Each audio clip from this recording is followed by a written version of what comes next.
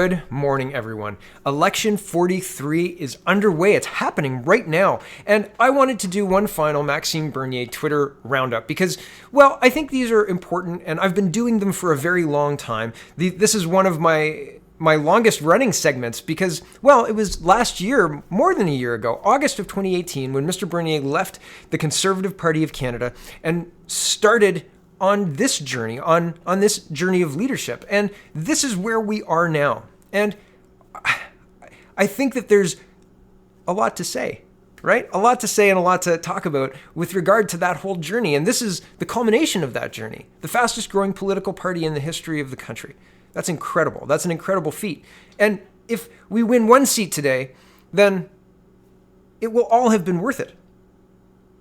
Because the ideas got shared.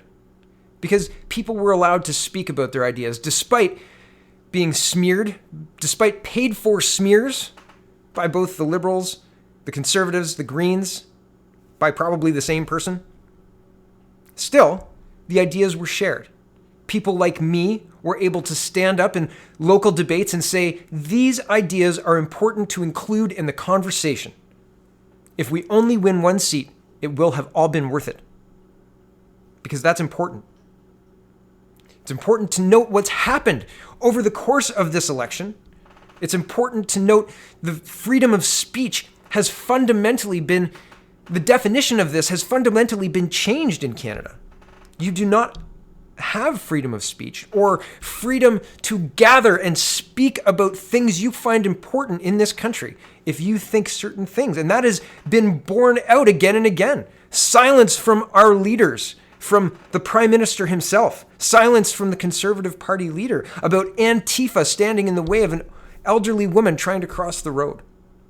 Your freedoms of speech, your freedoms generally, are being eroded in this country.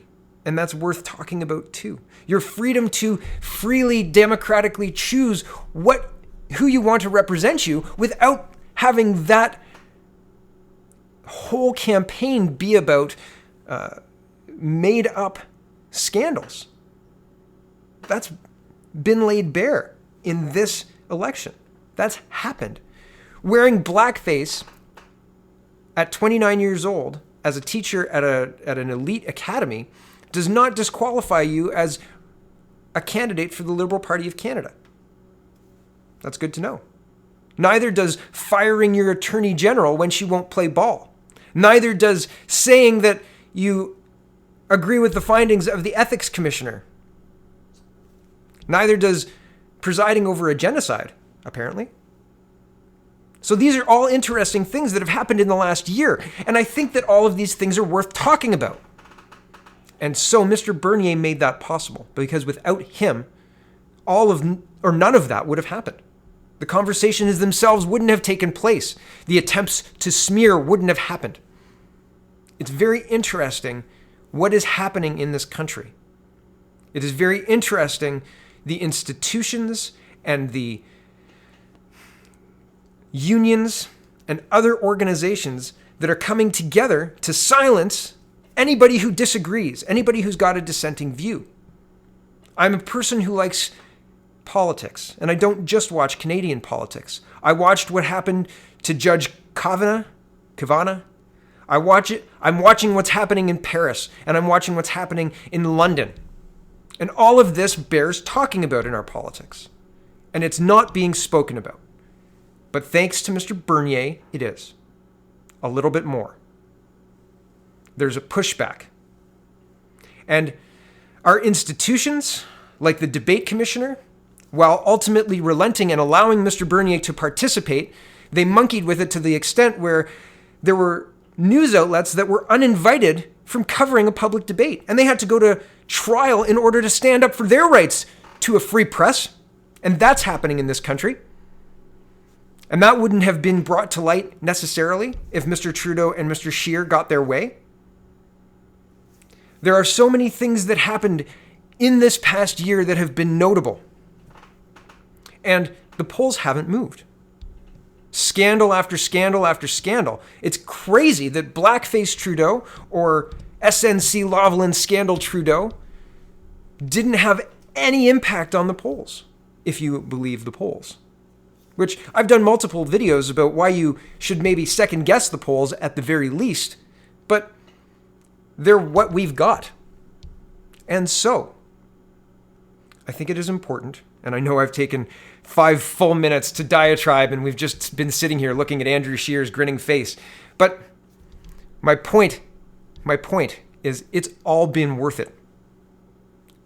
Because the People's Party is a party that doesn't have baggage with regard to old alliances or allegiances. I'll scratch your back, you scratch mine, etc., etc. I know I say that a lot too. It's all been worth it ultimately, no matter what the result of tonight is. And before I get going on this final Maxime Bernier Twitter roundup, I want to say thank you to Mr. Bernier and the whole team there for starting this, because without that spark, none of this happened. Without that spark, the Overton window on Canada closes, and all we talk about is how many more, and we don't solve problems, and inflation goes up, and deficit goes up, and spending goes up, and we can't solve problems. So thank you, Mr. Bernier, for having the courage to stand up to allow the conversation that needs to happen. Thank you. And with all of that intro, almost 7 minutes of intro, here we go, Maxime Bernier Twitter Roundup. And this is a retweet, but I think it's a worthwhile retweet. Bria Atkins. Bria is the motorhome, the PPC motorhome fame, and Bria drove me to the airport in Ottawa from the convention. So it was amazing. It was awesome. I love that I'm including her. And here we go. So Bria says, quote, "To my dear Canadians, we are better than this. So much better. In Beauce last night, Andrew Scheer is toasting with milk again. This is really what you want? An entire country's federal election controlled by 10% of the farmers in Canada? Enough," at Maxime Bernier at People's Party of Canada. And I'm not going to play this video because, we've watched enough of that. Here is Mr. Bernier, and he says, "Are you tired of the constant pandering? The PPC is the only party that campaigned on good policies that will benefit all Canadians. Without the PPC in Parliament, you will only have corrupt parties forever trying to buy your vote with your own money. You have a choice." Mr. Bernier continues at 10:24 a.m. yesterday. He says, "Canadian politics needs to be revamped. The PPC is the future. All the issues we raised won't disappear. They must be debated and addressed. None of the other parties will do it. Don't wait until the next election. Let's start the common sense revolution now." Here he is at 12:16 p.m. yesterday. He says, "Don't vote out of fear. Vote for your values. Vote for what you believe in." And he's got freedom, responsibility, fairness, and respect. And I think those are good tenets to base any party on.